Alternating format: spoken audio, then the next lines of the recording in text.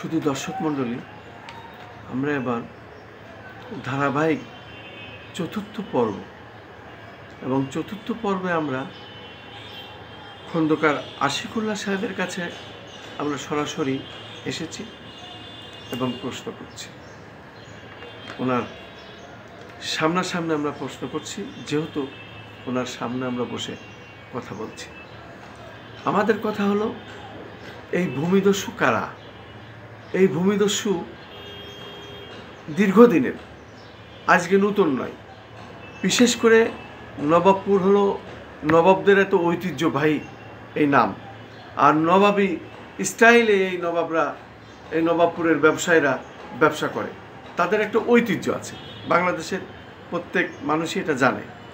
কিন্তু এই যে ভূমিদস্যু, অন্তর্বর্তী সরকার এবং অন্তর্বর্তী সরকার প্রধান শান্তিতে নোবেলজয়ী ডক্টর মোহাম্মদ ইউনূস সাহেব এখন ছাত্র জনতার অংশীদারের এই সরকার, এবং অন্তর্বর্তী সরকার যেহেতু এখন অবস্থান করছেন, তারা বৈষম্য বিরোধী সরকারের হয়ে কাজ করছেন।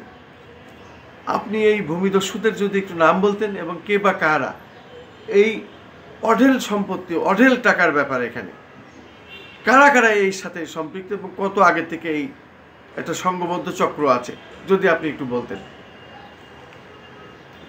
আসলে মানে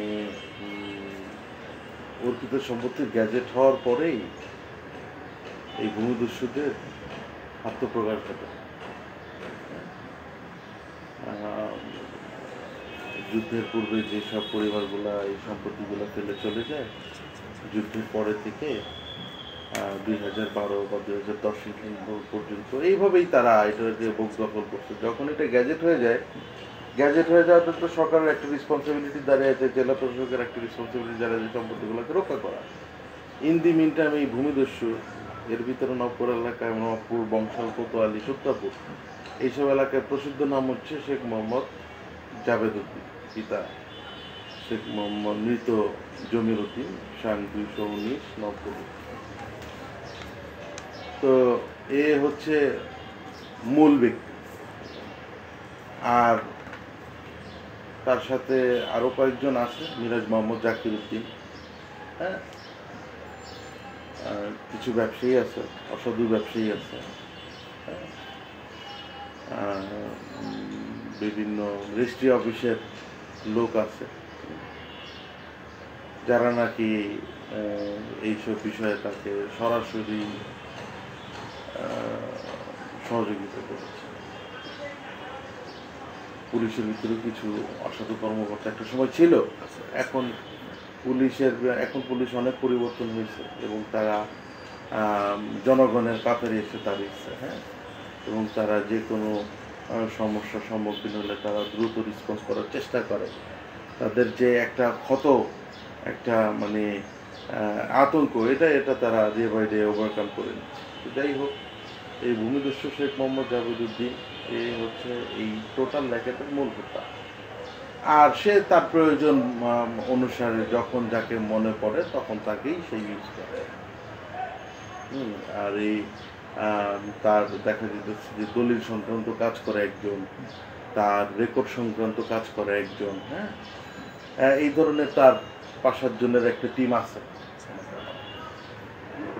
যারা নাকি শুধুমাত্র এই পুরান ঢাকা বেজে কাজ করে। তাহলে সিন্ডিকেট আছে, একটা সিন্ডিকেটে কাজটি করে দীর্ঘদিন ধরে।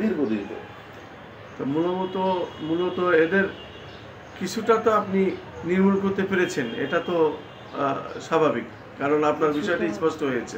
কিছুটা আমরা চেষ্টা করেছি, প্রশাসন তথা সরকারের তো চোখে আঙুল দিয়ে আপনি বুঝাই দেন। হ্যাঁ, এটা আমরা চেষ্টা করেছি যাতে যারা দায়িত্বরত কর্মকর্তাগণ আছে তারা যেন সচেতন হয়ে যায় যে এই ধরনের ভুল যেন, এগুলোর যেন পুনরাবৃত্তি না ঘটে। চাইলেই যেন একটা চক্র কোনো সরকারের সম্পত্তি বেয়াদ না করতে পারে। আমরা চেষ্টা করেছি এবং আমরা সফলও হয়েছি। আপনাকে অনেক অনেক ধন্যবাদ আমাদের এই ধারাবাহিক পর্বে সাক্ষাৎ দেওয়ার জন্য। আমি খন্দকার মাসাদ, ধন্যবাদ।